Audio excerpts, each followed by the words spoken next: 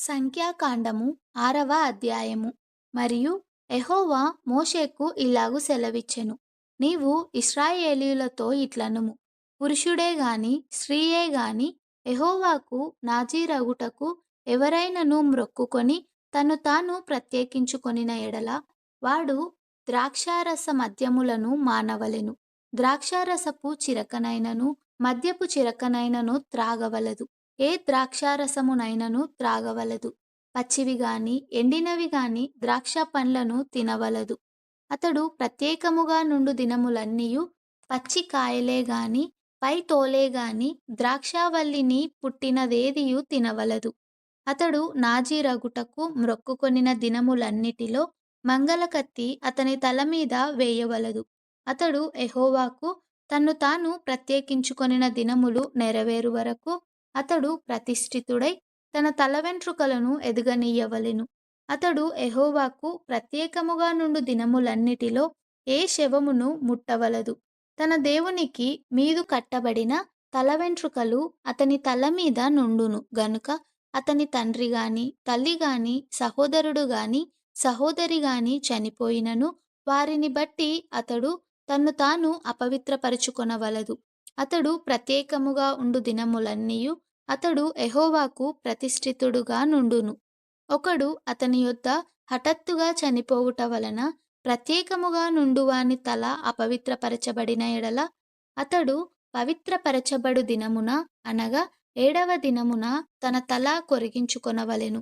8వ దినమున అతడు 2 తెల్లగువ్వలనైనను 2 పావురపు పిల్లలనైనను ప్రత్యక్షపు గుడారము యొక్క ద్వారమునొద్దనున్న యాజకుని యొద్దకు తేవలెను.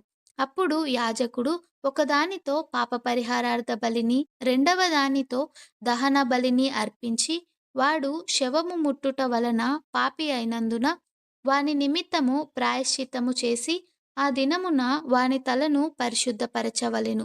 మరియు తాను ప్రత్యేకముగా ఉండు దినములను మరలా యెహోవాకు తన్ను ప్రత్యేకించుకొని అపరాధ పరిహారార్థ బలిగా ఏడాది గొర్రెపిల్లను తీసుకొని రావలెను. తన వ్రత సంబంధమైన తల వెంట్రుకలు అపవిత్రపరచబడెను గనుక మునుపటి దినములు వ్యర్థమైనవి.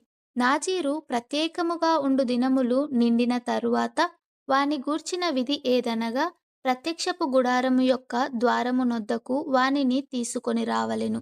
అప్పుడతడు దహన బలిగాను నిర్దోషమైన ఏడాది మగ గొర్రె పిల్లను, పాపపరిహారార్థ బలిగాను నిర్దోషమైన ఏడాది ఆడుగొర్రె పిల్లను, సమాధాన బలిగాను నిర్దోషమైన ఒక పొట్టేలును, గంపెడు పొంగని పిండి అనగా గోధుమ పిండి వంటలను, నూనె కలిపిన గోధుమ పిండితో చేసిన భక్ష్యములను, నూనె పూసిన పొంగని పూరీలను, వాటి నైవేద్యములను, పానార్పణములను అర్పణములుగా యెహోవా యొద్దకు తేవలెను. అప్పుడు యాజకుడు యెహోవా సన్నిధికి వాటిని తెచ్చి అతని నిమిత్తము పాపపరిహారార్థ బలిని దహన బలిని అర్పింపవలెను.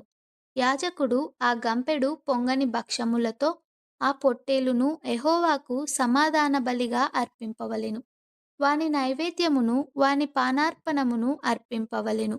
అప్పుడా నాజీరు ప్రత్యక్షపు గుడారము యొక్క ద్వారమునొద్ద తన వ్రత సంబంధమైన తన తల వెంట్రుకలను గొరిగించుకొని ఆ వ్రత సంబంధమైన తన తల వెంట్రుకలను తీసుకొని సమాధాన బలి ద్రవ్యము క్రిందనున్న అగ్నిలో వేయవలెను.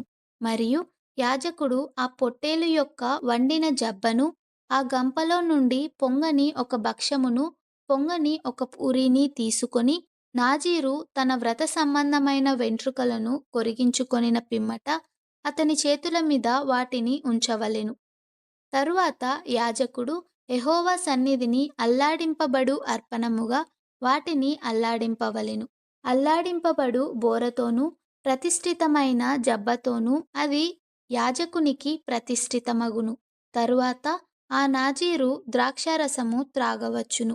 మ్రొక్కుకొనిన నాజీరు తన కలిమి కొలది ఇచ్చు దాని గూర్చిన విధియు, అతడు నాజీరయ్యున్నందున యెహోవాకు అర్పింపవలసిన దాని గూర్చిన విధియు ఇదే.